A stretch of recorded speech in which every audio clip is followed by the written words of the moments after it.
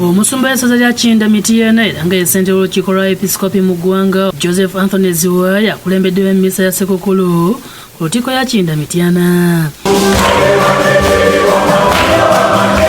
Akunze bannayuganda okukweza ekiseera kino eky'amazaalibwa basabira eggwanga okwongera okubukalamu emirembe. Tujja kusobola nti amaka ganaabeeramu emirembe omulokozi azaaliddwa mu maka nga buli mwaka ttemukko okuba munne. Mu ngeri emu asabye abazadde okuteeka obulungi abaana nga badda ku masomero.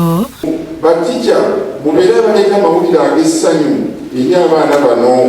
Nammwe abazadde muyambe abaana bano okudda mu mbeera ey'essomero. Ayokedde ku mbeera mu bitundu abantu gye babeera ne mu maka gaabwe n'agamba nti abantu balina okufaayo ennyo okulaba nga bakolagana wamu mu mirembe. Yesa Minisita Robina Nabbanja agambye nti bakuleeta enkola y'obuwaze okugema abantu bonna obulwadde obwa COVID-19 kiyambe eggwanga okuggibwa ku muggalo bwe limaze okukyenkana emyaka 2. Go and vaccinate. We are going to enforce vaccination measures. That's all. Go and get vaccinated. Abyogedde yeetaye mu kusaba kwa ssekukkulu Kereziya St Andrea Kahowa Catholic Parish mu disitulikiti y'e Kakumiro ng'agambye nti gavumenti ekoze ogwayo okusomesa abantu ku ngeri gye balina okwekumamu ekirwadde kino n'asaba abazadde okuteeka obulungi abaana abadda ku masomero. Buli muntu kati avunaanyizibwa kyenkanyi ku bulamu bwe. Yes, kuba tetujja kubanga tuclosinze economy all the time. Ekyenjagala okubalabula Abannayuganda mugende babageme kubanga obulwadde bwe bunakukwata nga tugemeddwa maama nnyabo.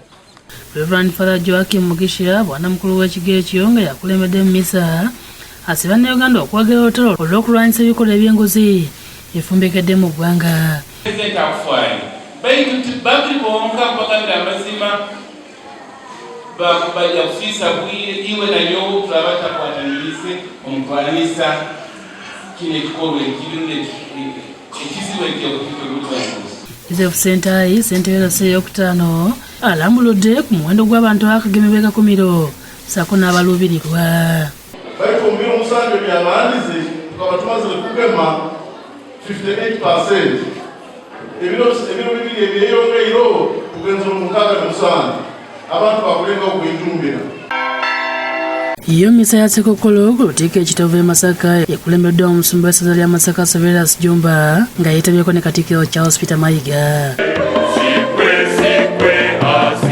Mu kuyikiriza omusumba ajjukiza bannamasaka okukwesa amazaalibwa ga Kristo okulangira Kristo n'okumunyweza amaka gaabwe nga Papa Francis naye bwe yasabye omwaka ogujja okubeera omwaka gw'amaka. Papa Francis omwaka gw'Eklezia mu 2022 yagulangiridde nga gw'amaka n'atuwa n'essaala. Essaala erega nga twesengereze Katonda amaka agayambe buli kanaku gazze buto enneema gye gaafuna eyamatirimu nnyo.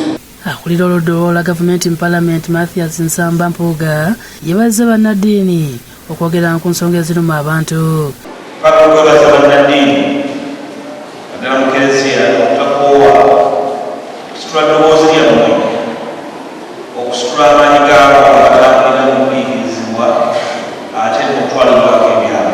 Ye Katikkiro yennyamidde olw'obubbi obusuusa embyalo ate nga abantu babadde bafubye okukola. Basuuza abantu ku kiggulu kye n'abamenyi b'amateeka abalala bonna olwo tusobole okuzza